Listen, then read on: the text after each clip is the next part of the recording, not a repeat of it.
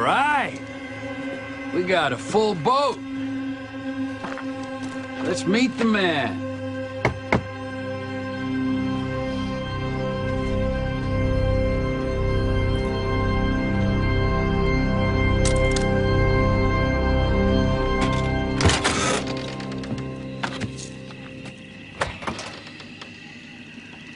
It's finally time, folks.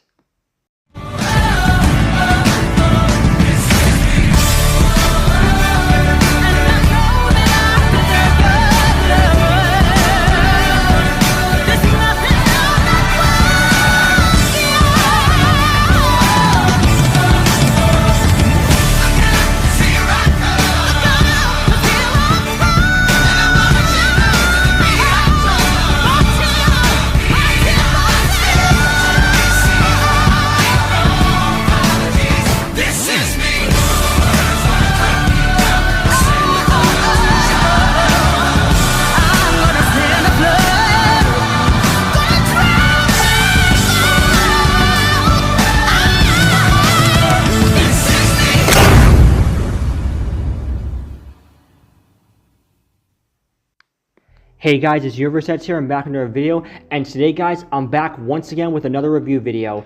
And for once guys, we're actually not reviewing a movie or a TV show. We're for once doing a game review. And as you can tell by the title guys, yes guys, it's finally time. The moment you've all been waiting for. We are going to be reviewing Poppy Playtime Chapter 5, Broken Things. Yes, guys, the day had finally arrived recently where we just had the release of Poppy Playtime Chapter 5, which is, I'm sure, the chapter we've all been waiting for because we would finally get revealed what the prototype looks like and a whole bunch of other stuff. But all I'm going to say is, guys, that this was just crazy. This was a crazy chapter. Like, recently, guys, me, Justin, Zeph, and Domineer, Sonic Jammers, and Ultra J2 Arcus had both watched Super Horrible's playthrough of it, and what we saw left us shocked to bits. Like, there's so much I want to talk about, but we'll get to it bit by bit, so honestly, I'm just going to jump right into this. So I just don't want to waste any more time because there's so much I really want to talk about, so let's just get right into this. But first, if by any chance you have not seen any gameplay or played the game for yourself, then go back and watch it or play it for yourself, and then come back. But if you have already seen or played it, then feel free to stick around. So let's get started. This is my review on Poppy Playtime Chapter 5.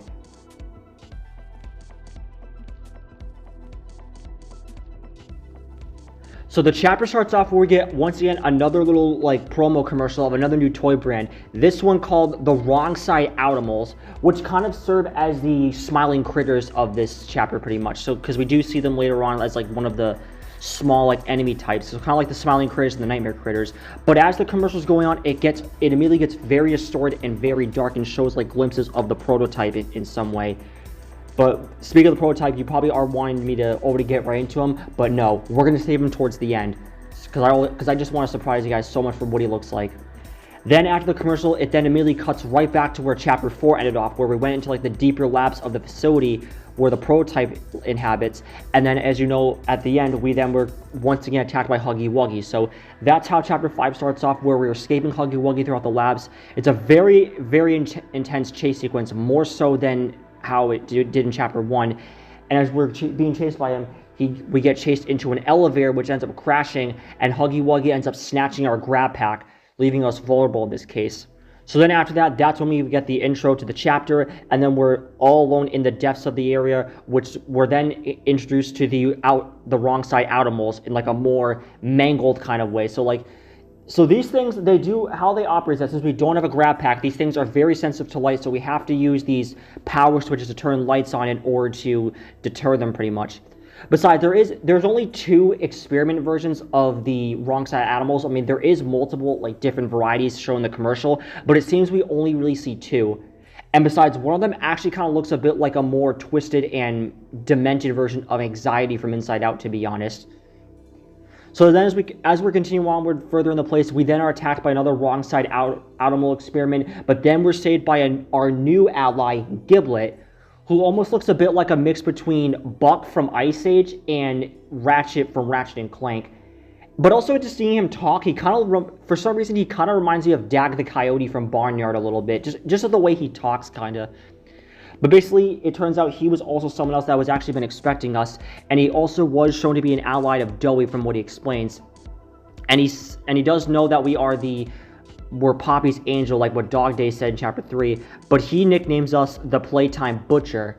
So it's kind of a violent name if you think about it. So he attempts to lead us to an area where we'll be safe, and as we're doing so, we then hear the prototype walk around and we hide, and then we get another close glimpse of the prototype where we see only his legs, him walking around. So it means we're getting closer to his reveal pretty much, but they're still keeping it very brief for now. So then as we make it to this hideout that Giblet was holding out in, he says that he knows where there's a grab pack that we can get, which is in the boiler room. And so as we go there, we then see a giant Brawn experiment being eaten by some more wrong side animals. Now, when I said I wanted Brawn to finally be in the game, this is not what I had in mind, because I'm sure you guys know that in one of the first trailers, we got like a glimpse of a Brawn experiment in like when Chapter 1 was coming out, but yet we've never come across him at all in the game until like this giant like version that's like slowly dying because he's getting its insides like eaten. So then as we get the grab pack, we then can hear like a recording or something, or distant speaking of the prototype and Poppy, and it sounds like Poppy ends up getting kidnapped by the prototype.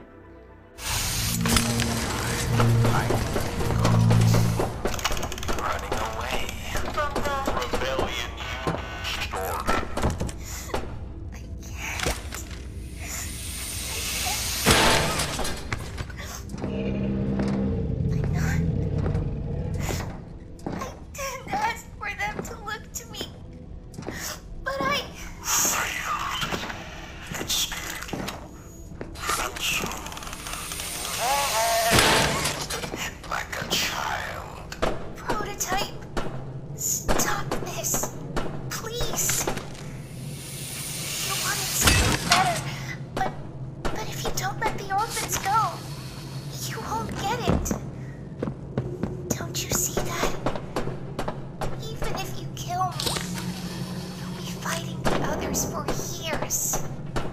Please, just let them go, and no one else needs to die for either of us. Please. Dies. Everything except us.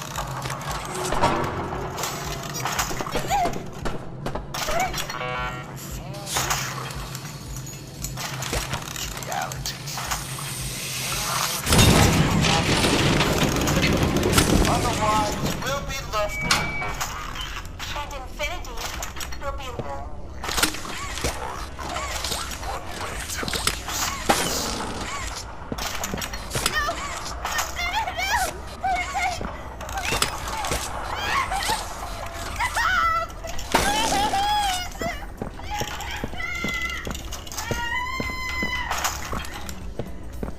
But as we're continuing on further, we do end up getting more hands, where the first one we get is a pressurized hand. And what this hand does is it stores pressure by attaching it to pressure points on cranes, crates, or other objects to store up pressure before releasing it, which can also be used to power machines connected to heavily shuttered doors. So as you know, in Poppy Playtime, it's never a game until we get a new grab pack, so... But as we're continuing onward, we then eventually meet back up with Giblet and also another ally of his named Chum Chompkins, who is a rather strange character. He sort of looks a little bit like Huggy, but his appearance that he looks a bit like Patrick from SpongeBob because of his head, but his eyes make him kind of remind me of Hank the Octopus from Finding Dory. Now, Chum can't speak. He can only communicate through sign language and muffles, well, given that he doesn't actually have a mouth. At first, he does not trust us at first, but then Giblet reassures him that we're on the same side, so... But eventually we do reunite with him after doing a few tasks, but then Giblet ends up hiding because the prototype is coming once again. So, but instead of us hiding, Chum actually has the idea of actually putting us inside of his belly. And by that, since his stomach is actually a mouth with teeth pretty much. So he is kind of like Glamrock Freddy a little bit, if you think about it. It's like when he stores Gregory inside of his chest cavity, but this time, like, Chum puts us in his stomach to hide us from the prototype, where the prototype approaches him and talks to him. So we do actually find out that Chum is actually sort of working for the prototype, but at the same time, I think he's sort of like a spy in some way from what it showed. But as the prototype leaves, Chum spits us back out, and then he kind of like apologizes through like sign language and gives us a little pat on the head and ends up walking away. And then after that, unfortunately, we don't see him for the rest of the chapter. So I will be honest, Chum was a bit of a strange character. I mean, kind of an unexpected one. He kind of looks like a Garnet Band character if you think about it, but it does seem like he would be a useful ally like later down the line. And later down the line, you're going to see what I mean eventually. So a rather interesting character, but I did like him. He seemed adorable, and he looks like he could have potential. So then we're continuing onward, and we head into like another lab area where we actually end up like finding this machine that I think that Giblet wanted us to find in order to like regain memories. So this is where things get very, very dark actually. So what happens is we actually end up getting 3 different memory visions of Huggy Wuggy's perspective before the Hour of Joy hit, where we kind of get more of an example of like the twisted and sinister experiments that Playtime Co. had been doing on these toys. So the first memory includes where Huggy Wuggy's in a room where he's being conducted by this woman named Miss Gracie, who like directs Huggy to pick up toys and like put them into these corresponding boxes. Now, speaking of which, one thing I want to point out about Miss Gracie is that when I looked at her, I was kind of thinking, hold on, she looks familiar. And by that, do you guys actually want to know who plays Miss Gracie? It's Nicole Tompkins, who, in case you guys do not know, she's most popular for playing Jill Valentine in the Resident Evil 3 remake and Daniela Dimitrescu in Resident Evil Village. So yeah, when I was watching this with my friends, I actually was thinking like, wait, is that Nicole Tompkins? And it actually was. So I honestly am shocked to find out that Mob Entertainment had actually brought a Resident Evil actress out of all actors pretty much to star in Poppy Playtime. So that is actually pretty shocking, to be honest. So Nicole Tompkins, bravo to you for actually taking part in this. But anyway, so the first memory we get, it's not too sinister, but it is a little bit dark because we kind of see that they actually kind of like abuse the toys when they're doing these experiments or tests on them. So like they're treating them like a bunch of animals pretty much. Like it's like abusive owners like abusing like circus or zoo animals in a way. But then we get to the second memory, which actually gets way more darker, where Huggy is being conducted into a game of like, it's sort of like musical chairs, but it's like these lights that you have to go under when the music stops. And then he's also being accompanied by a bunch of other small smiling critters who we see that they've really been abusing a lot. So as we're doing this, we actually hear one crying and actually that he doesn't want to take part in it. I don't want to be here. I don't want to be here. I don't want to be dead. But then as it goes on, that's when Miss Gracie says that he's been a bad toy and tells Huggy to put him in the bad toy box, which sounds harmless enough, but in reality, it's really not. So what this really is that it's actually a grinder or a blender pretty much. So we actually have to put the smiling critters that are bad inside of this toy box to get them shredded up, and just hearing them cry when we put them in there, it's just so hard to hear. Like, oh, No, please, tell me who I am. Please, don't put me in the box. Don't put me in the box, don't be good. Oh, please, don't put me in the box.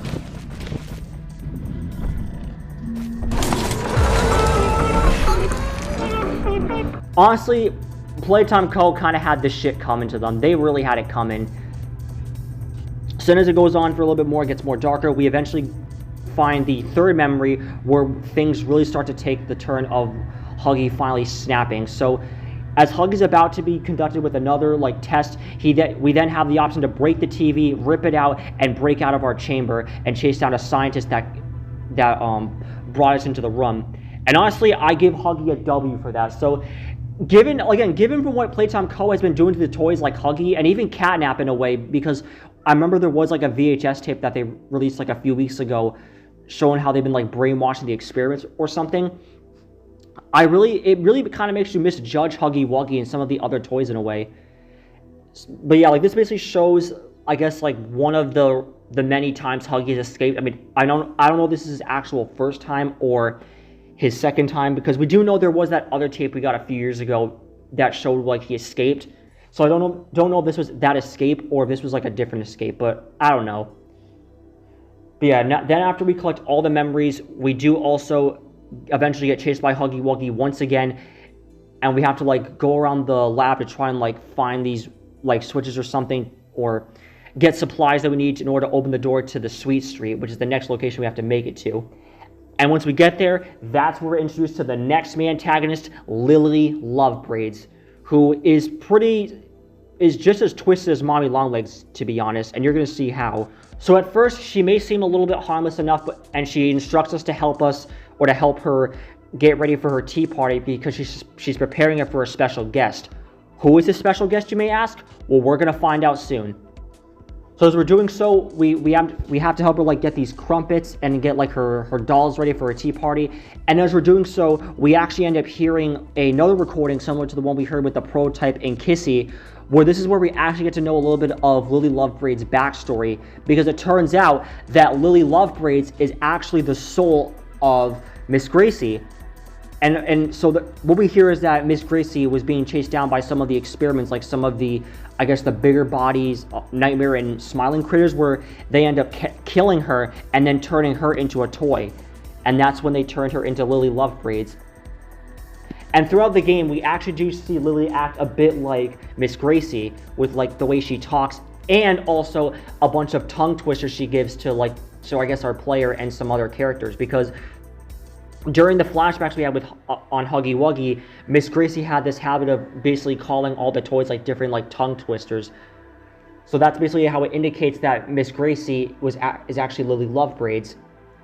But as we're getting the crumpets for her from the basement, we then reunite with Kissy and Poppy in a holding cell. So Poppy, of course, is very like heartbroken and just broken in general for all that happened, and she deeply apologizes for everything that happened with not letting us leave the game station and lying to us in this case. But all she really wants to do now is just try to stop the prototype, where honestly, even though Poppy may have betrayed us, I kind of can forgive her, because all that matters now is just to stop the prototype and ending this tyranny once and for all. So as we continue onward and eventually free Poppy and Kissy from their holding cell, and we try to escape through the attic, Lily Lovebraids eventually does find out and ends up capturing us and forcing us into a game of red light, green light. And this is like literally like a red light, green light. But in this case, it is sort of like statues from Chapter 2, where we can only move when the music is going on, but we have to stop when it's not. But in this case, in statues, it was lights on, lights off, where we can only move when the lights turn off, but when they turn on, we have to stop. But in this case, it's completely dark, and Lily ends up singing, and that's when we can move. But when she stops, then that's when we have to stop moving. Oh, another thing I forgot to mention is that we do also get another hand, which is a conductive hand. And what this one does is that it can transfer and receive power from transmitters and receivers, with the addition of being able to transfer cold and hot power as well. Which additionally, it can also be able to burn or freeze certain obstacles, such as this strange poppy gel that we do end up seeing throughout the game, which does kind of play a bit of a key role later on in the chapter, which I will get to in a little bit. But anyways, as we're playing Lily Lovebraid's game, she eventually does end up like finessing us and capturing us and bringing us alongside with Kissy and Poppy to her tea party, where she's now preparing for this special guest to arrive. And this is when the moment of truth has finally come, because you're probably wondering, who is this special guest? Well, it is none other than the prototype. So basically, guys, everyone is here, so now you know what that means. It's finally time to meet the man himself.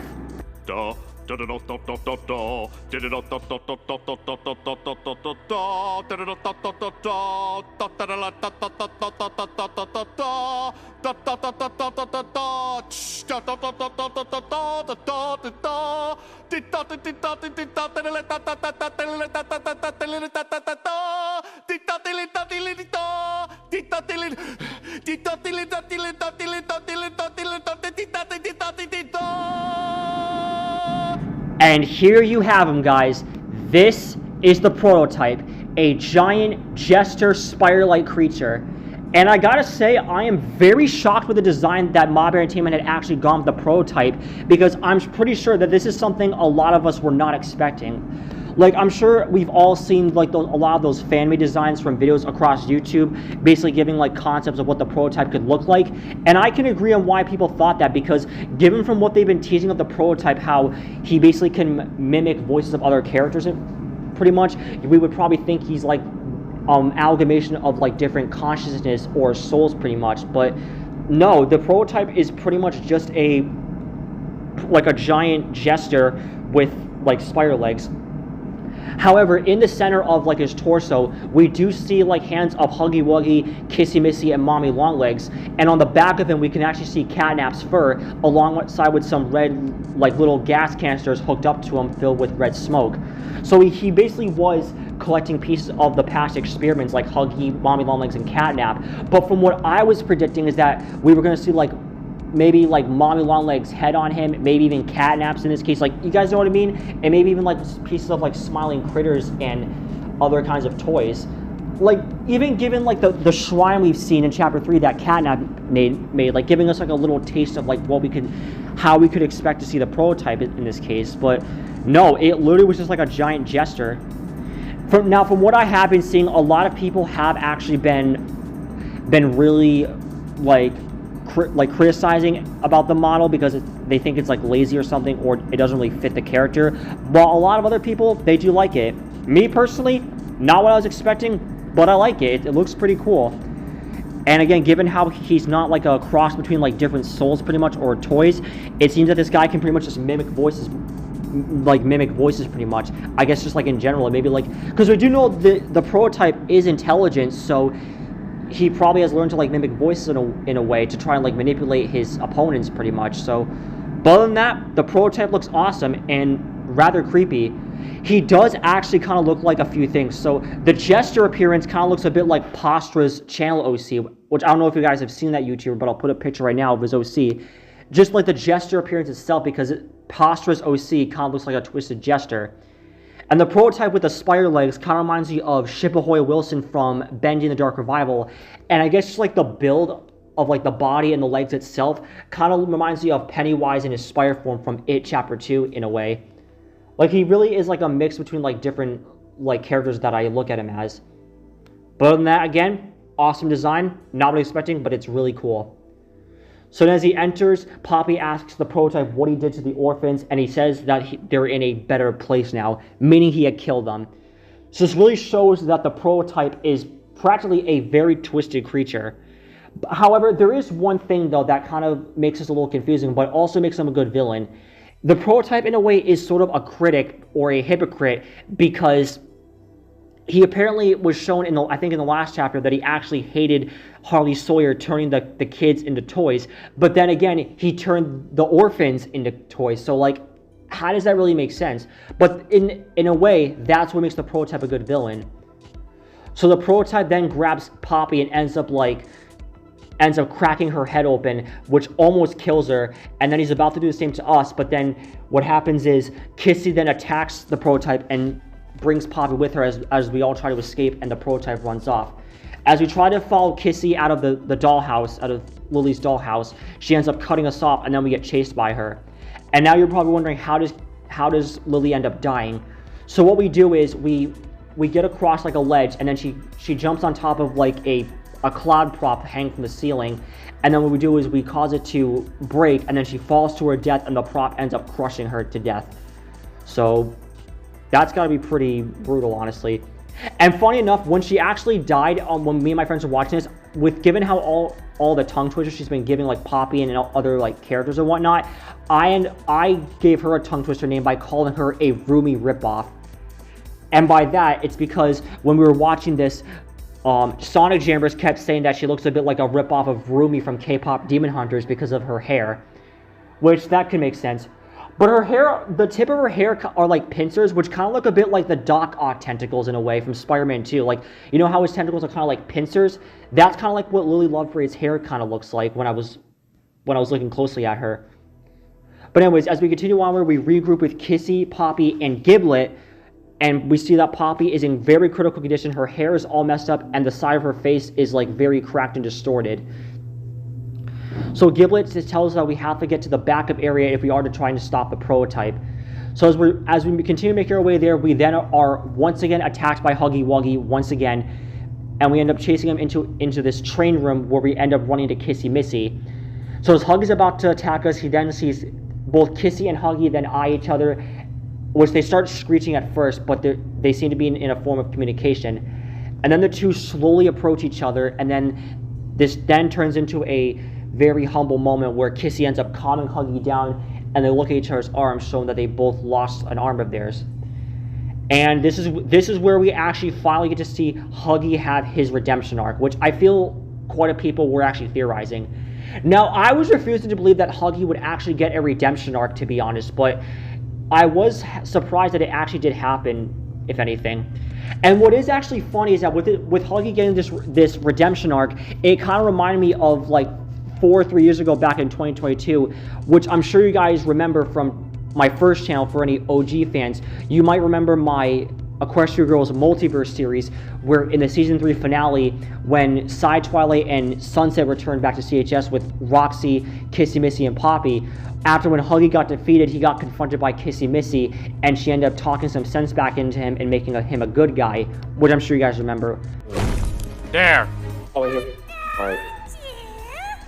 Fucking hate my Wi-Fi, it keeps on acting like that. That is a sentence I never thought I would say. It's over. You can't win. You can't win. She's gonna talk some sense into Huggy to make him a good guy. Why are you even doing this anyway?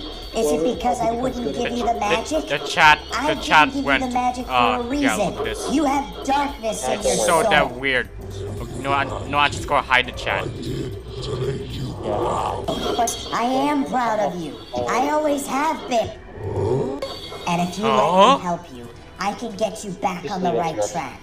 You can become a good guy again. And you can use those powers for good rather than evil. We just need to try again. That's all. Yeah. But I need you to trust me. Please. Let the anger go. Was that from JC's Chair's voice? Yeah. Rip Smaug doesn't appear in this. Oh. Rip Smaug doesn't appear in this. Yeah. Aww. So in this case, it's like I actually predicted something that would actually happen a few years later in 2026 in a way, which is crazy. So like, I actually predicted Huggy's redemption arc for Chapter 5, which I didn't even think about actually happening in a way, which is really crazy if you think about it, like, holy shit. But yeah, this redemption arc that Huggy has, unfortunately, to be the breaker of bad news, it unfortunately does not last very long, where the prototype ends up coming up from behind Huggy and impaling him to death and killing him. And Kissy does end up dying too when she tries to attack the prototype in a fit of rage. Which, bro, did Mob Team have to do that? Like, they literally did Huggy dirty, like almost as dirty as how AMC possibly did Merle's redemption arc in The Walking Dead, where as much as he did have more character development, he was very close to having a full redemption arc in season 3, but it got ruined when he ended up getting killed by the governor. But they did Huggy way dirtier in this case, where he was just about to have a literal redemption arc and possibly being our ally, but then he just immediately got killed off by the prototype. And Kissy Missy went too, so like that's just so dirty. But then this is when the boss fight ensues, where we hop on the train to escape while the prototype is in hot pursuit. So how this boss fight works is we have to try and like get the prototype like as slowed down as possible while we make it to like the area where Giblet and Poppy are. So we end up like electrocuting the prototype, trapping him in Poppy gel by freezing it, and then blowing up like train carts in order to slow him down. And while this boss fight ensues, we actually do hear the prototype mimic Elliot Ludwig's voice alongside Mommy Longlegs and Joey's.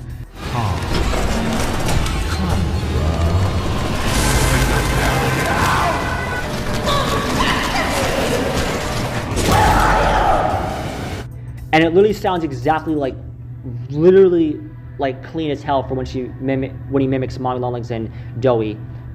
So eventually, as we keep going, we eventually do jump off the train right before it crashes and explodes, taking the prototype with it, and then we regroup with Poppy and Giblet. Now you'd probably think, like, yahoo, the prototype's dead, right? Wrong. Because unfortunately, the prototype once again is alive, and he climbs out of the debris and then ends up giving chase to us. So as we're about to escape, the prototype then ends up impaling us as well through the chest, and then dropping us in a vat full of Poppy gel. And during this is probably like meaning how we then end up getting turned into a toy. And as this goes on, we can hear Poppy having that same speech from that VHS tape that had Nightmare Huggy in Chapter 3. So then as we presumably die, we then are resurrected by Giblet, who uses his weapon, which is like a stun bat to resurrect us and bring us back to life. But unfortunately, he gives bad news by saying that Kissy is gone and the prototype has once again taken Poppy. So then as we continue on to the backup era, which we eventually do make it, and then he turns on the backup of a computer, and then this is when we actually find out that we actually have brought back none other than Harley Sawyer, who I also did not expect to return after we defeat him in Chapter 4, where he then ends up saying that this is a crazy turn of events right before the chapter ends right there. And yes, guys, I am very sorry to say, for anyone that was hoping this would be the final chapter, I'm sorry to say that Chapter 5 is, in fact, not the final chapter. But I will be fair, though, I was kind of thinking that this wasn't going to be the final chapter, because I did mention this a few times before, that around when Chapter 3 came out, I saw this one video that actually confirmed how many chapters there possibly might be, where someone on Discord asked the developers, are any of the developers going to make a cameo appearance in a VHS tape or something in Chapter 4? And they replied by saying, maybe not Chapter 4, but possibly in Chapter 5 or 6. So meaning that there will indeed be a Chapter 6. But if anything, I gotta say, this chapter was literally insane with what they gave us. Like, oh my goodness. Like, but there is one complaint I have about this. If this is not the final chapter, what was kind of the point of actually doing that whole prototype boss fight, to be honest? Because they were literally, like, amping it up to be, like, the final climax against the prototype and finally destroying him. But if they're gonna have there be another chapter after Chapter 5, then what was really the point of that? You know what I mean? But then again, I did like the boss fight, and I also was finally glad that we were finally revealed to the prototype's identity of like what he looks like. And also, you might be asking, well, now that we know what the prototype looks like, you're probably wondering, who is the prototype? Well, from what I actually been looking up, it actually turns out that the prototype is actually presumably Elliot Ludwig's son, Oliver. So meaning that Oliver is actually the prototype, and it also was confirmed that Poppy is actually Elliot Ludwig's daughter. So which basically explains why the prototype and Poppy have such a deep connection to each other. So it's like the prototype is like trying to make him and Poppy become like a full family again in a way, but in a more kind of like twisted and demented way if you think about it. But that's like from what I looked up. So, but apparently from what I have been hearing, it seems that was actually the case for that Oliver was Elliot Ludwig's son is actually the soul of the prototype. So that is a little bit of a crazy turn of events, because I'm sure a lot of us were thinking that Elliot Ludwig was the prototype, like he was like the father of Poppy, and since Poppy's the daughter, you'd think it'd be like father and daughter trying to get back together in a twisted way pretty much. But no, it's actually brother and sister. But yeah, other than that, I will say this chapter was pretty insane, and it got really emotional towards the end with like Huggy and Kissy finally meeting face to face and having a humble moment, but then just to be immediately killed off by the prototype pretty much. So, but other than that, I will be excited for when Chapter 6 comes out in the next year or so. But I am praying to God this will be the finale. This will finally be the last chapter and finally close with the story, and that Mob Entertainment won't pull a Garden of Ban move, which I really am hoping they don't. But it seems like in the next chapter we're going to team up with Giblet and Harley Sawyer, and he's going to help us find a way to stop the prototype. Which then again, Joey did tell us in Chapter 4 that he worked with the prototype, so Harley Sawyer must know a thing or two if he's actually going to be teaming up with us in a way. But again, we'll have to wait and see when Chapter 6 comes out in the future. But other than that, guys, for my rating of this chapter, I'm going to rate this a 8 out of 10 if anything. A pretty awesome chapter, although again, I am bummed out that this was not the final chapter. I feel they could have done a little bit more maybe with like Chum Chompkins in a way, but I'm sure we'll probably see more of him in the next chapter. And I was also kind of pissed they killed off Huggy and Kissy. But it was nice to see like Huggy have more screen time and even that moment with them. And I did, of course, like seeing the prototype finally revealed, so that was still awesome to see, because me and my friends were freaking out when we saw him. But other than that, guys, I'm going to wrap up this review right here. I hope you guys enjoyed. If you did, please leave a like, subscribe for more. It would really help out a ton. And I will see you guys in the next video. The common side effects include: who are you? Who am I? Who are these other guys? Amnesia, till I'm pretty sure your pancreas is mine.